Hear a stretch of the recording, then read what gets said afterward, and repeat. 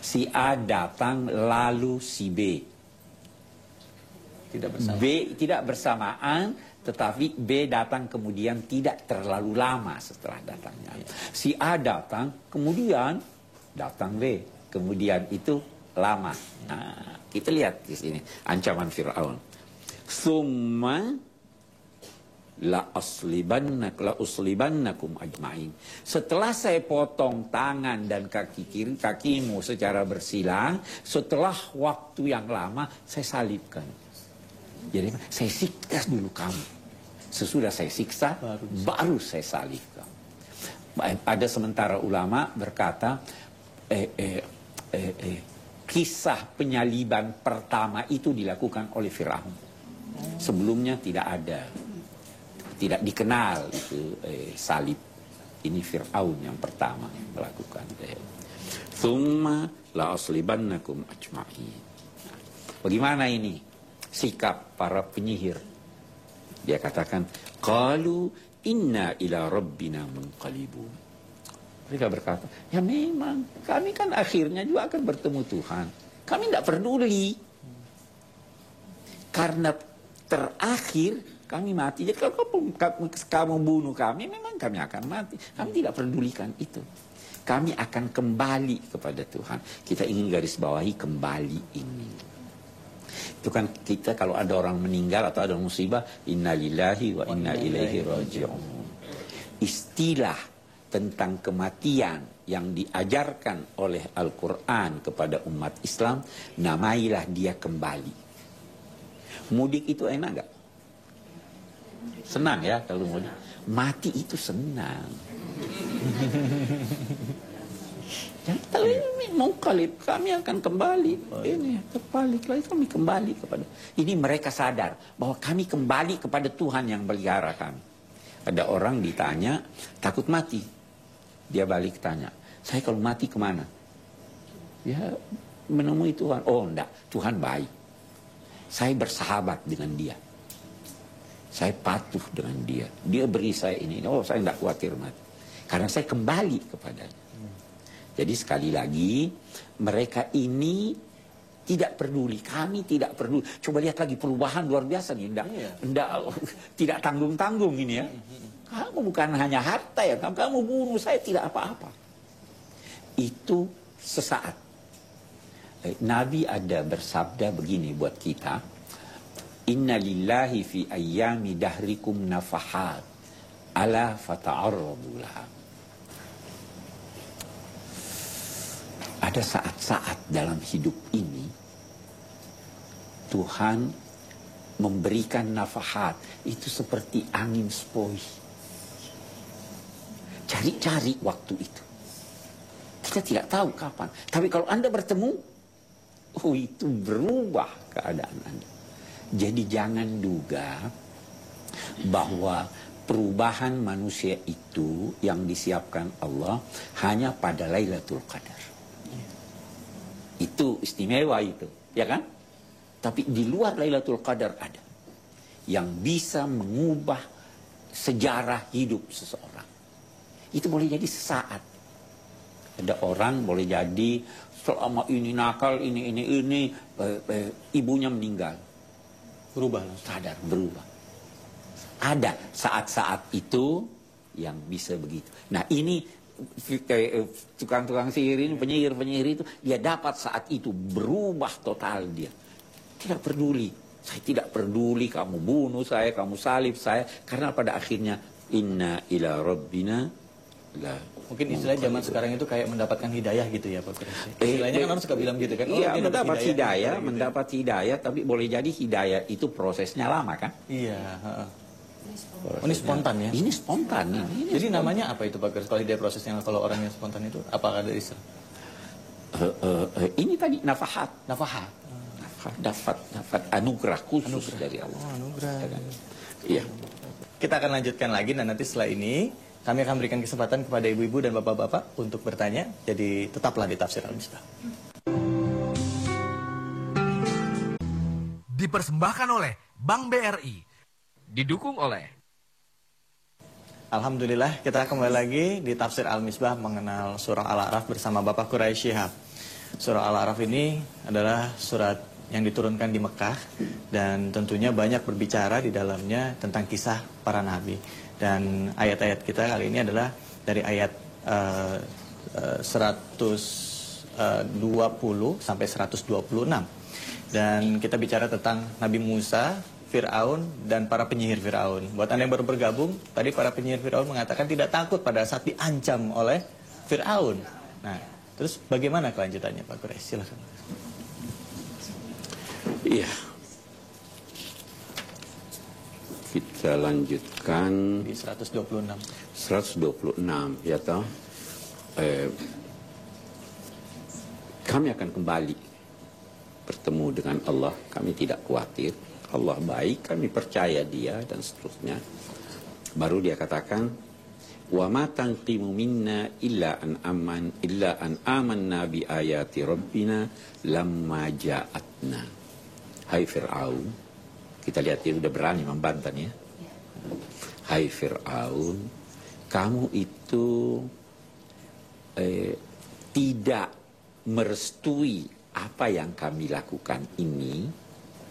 Kamu tidak merestuinya karena kami percaya kepada bukti-bukti yang dipaparkan Tuhan kami, yakni melalui Nabi Musa, ketika bukti-bukti itu datang kepada kami.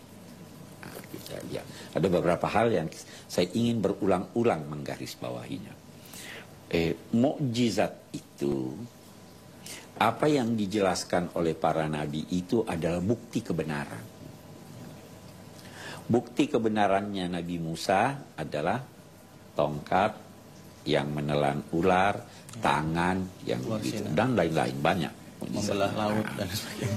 Bukti-bukti itu datang kepada kami, bukan kami yang cari. Petunjuk Allah itu datang kepada Anda, bukan Anda yang cari. Dia datang,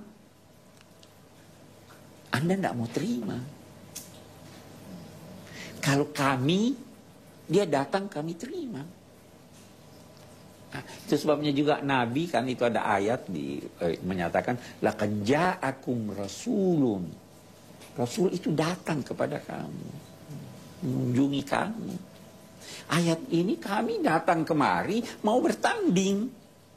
Kami datang kemari mau mengalahkan Nabi Musa. Tetapi bukti-bukti ini tidak mungkin dilakukan oleh Musa sebagai manusia. Ini ayat Rabbina, ini tanda-tanda bersumber dari Tuhan yang kami percaya sekarang ini. Dan dia datang kepada kami. Itu. Nah, setelah menyatakan demikian kepada Fir'aun, dia berdoa. Apa doanya?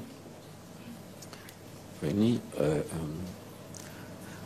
Rabbana afrigh alaina sabran wa tawaffana muslimin. Ya Allah, kosongkan kesabaran itu, lalu masukkan ke hati kami. Kosongkan kesabaran itu, lalu masukkan di hati kami. Kita lihat, kalau saya mau terangkan ini, oke, sebentar kita terangkan lebih jauh. Wa tawaffana muslimin. Wafatkan kami dalam keadaan berserah diri kepadamu. Wafatkan kami dalam keadaan muslim.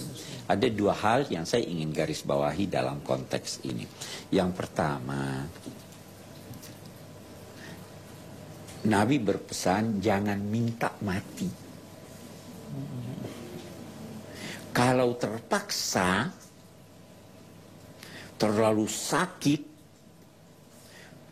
mohonlah, ya Allah, jika kehidupan masih baik buat saya, hidupkan saya. Jika kematian lebih baik bagi saya, wafatkan saya. Tapi jangan minta mati. Yang kedua, yang mungkin bagus kita garis bawahi, bahwa Muslim itu dalam bahasa Al-Quran bukan hanya umatnya Nabi Muhammad. Ini kan Nabi Musa kan Muslim juga.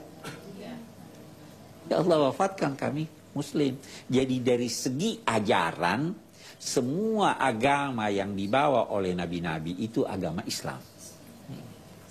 Saya pernah katakan dalam salah satu episode bahwa kalau dari segi ilmu kemasyarakatan, Islam itu agama yang dibawa Nabi Muhammad. Kristen itu bukan Islam, ya kan? Tapi itu istilah Ilmu kemasyarakatan. ilmu kemasyarakatan. Tapi kalau istilah agama, semua Muslim, semua kita, karena sumbernya satu. Yang dibawa oleh Musa, yang dibawa oleh Isa, yang dibawa oleh Nuh, yang dibawa oleh siapapun, itu bersumber dari Allah. Jadi kalau sama bukan menjiplak.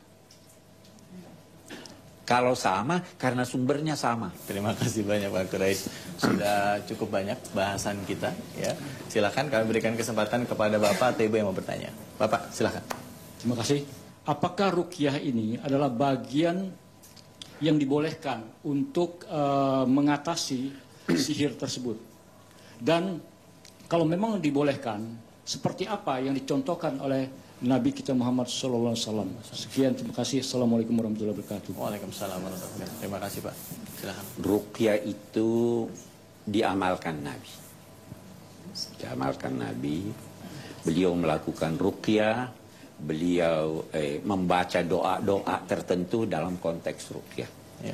Sewaktu beliau akan wafat, itu Sayyidah Aisyah membacakan ruqyah, tapi Nabi bersabda begini, itu hari wafatnya. Gitu. Nabi bilang apa? Sudah ndak usah baca ruqyahmu. Itu bermanfaat bagi orang yang ditetapkan Allah masih akan lanjut. Ini saya sudah akan wafat, ya kan? Nah, jadi yang penting ruqyah dibenarkan oleh Nabi. Hanya saya ada melihat begini, ruqyah massal itu, Iya. saya tidak tahu dasarnya apa. Kumpul orang baca ruqyah. Kalau Nabi itu bertemu orang sakit atau ini, itu beliau bacakan ruqyah dan mengajarkan. Jadi ruqyah itu sebenarnya pengobatan. Itu salah satu cara pengobatan Nabi, salah satu caranya. Nah, dalam konteks sihir bisa saja kita membaca ruqyah. Karena ruqyah itu adalah ayat-ayat Al-Quran atau doa-doa yang diajarkan Nabi, itulah ruqyah. Dan itu kita bisa lakukan untuk doa itu adalah salah satu cara pengobatan.